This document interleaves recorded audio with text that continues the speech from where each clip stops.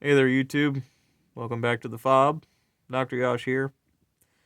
Well, I'm on the other side of the camera, and you're looking at the F.O.B.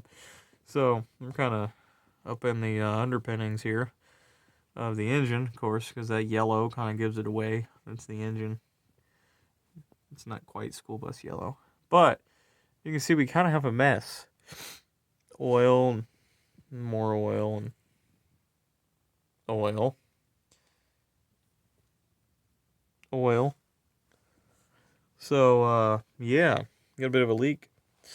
It should be pretty self-explanatory that where I was pointing the camera at was where the leak was. You can see it's dirtier over here and dirtier over here, and then you got a nice clean wet spot in the middle there. That's probably where your leak's coming from. In the words of Eric O over on South Main Auto Channel, there's your problem, lady. So, yeah, the reason why these were, I should have done a before video. The reason why it was leaking here is because this bolt, let me zoom in for you, let you see what we're dealing with here. Come on, there we go. That bolt right there, that thing was like not even finger tight. There was a gap between the bolt and this ear, or bolts to the back of the air compressor. And there's one other bolt up top in a similar arrangement that I can't even show you because of how bad of a spot it's in. It's like underneath the oil hoses for the air compressor and underneath, what else is up there? It's behind the air compressor. It's in a bad spot. You can get to it, but so you can see you don't even really have enough room to put. There's not enough gap here to put the box end of a wrench on. You can't get a socket in there because there's nowhere to put the socket. You can see it's kind of captive. That's why the bolts were still there, because they're actually captive. When you back them out, you have to back them both all the way out to remove the pump. You can't remove the bolts really with the pump still installed.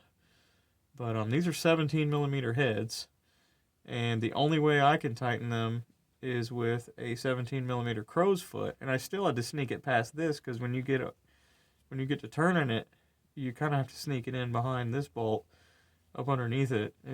You got to hold your mouth right or you're not getting it in there. So I can see why this, even though a shop has worked on this in the past, I don't think they got it as tight as they could because you have to use crow's foot wrenches. You're not going to do it with the open end, and it's still a major pain even with a crow's foot. So, but I managed to get in there and get it done, but you can see it's pretty nasty. So I'm going to be going in there with the degreaser and the pressure washer and all. This will be nice and clean, how I like it. The other side of the engine is nice and clean. It's rusty, but you can tell it's all nice and dry. That's how I like my engines. I don't like them like this, and this is just filth. Makes it suck to work on too. So, and it makes it harder to find other leaks just because of how nasty it is. So, well, on to the next leak, because I'm sure it's got other little leaks everywhere. Engines tend to do that after they age. Focus. There we go. So yeah, got that oil leak fixed. So now I get to clean the back of the bus, clean the front of the truck, which was towed behind it. You can see, it just got oil everywhere. It blew it all up in here. And you can see it's all in here. There's just grease and grime all over the back of the bumper. Yeah, the truck, it gets parked behind there. You can see the bumper's just covered in crap. So really, really nice. So all from that thing, just dripping. So it really wasn't even that much oil that leaked out over the course of those miles, but when it gets airborne, it spreads quick.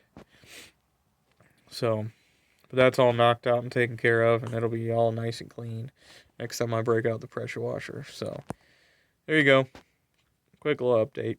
So hope y'all enjoyed it. You know the deal. Like, comment, subscribe, and until next time, I'll see you later.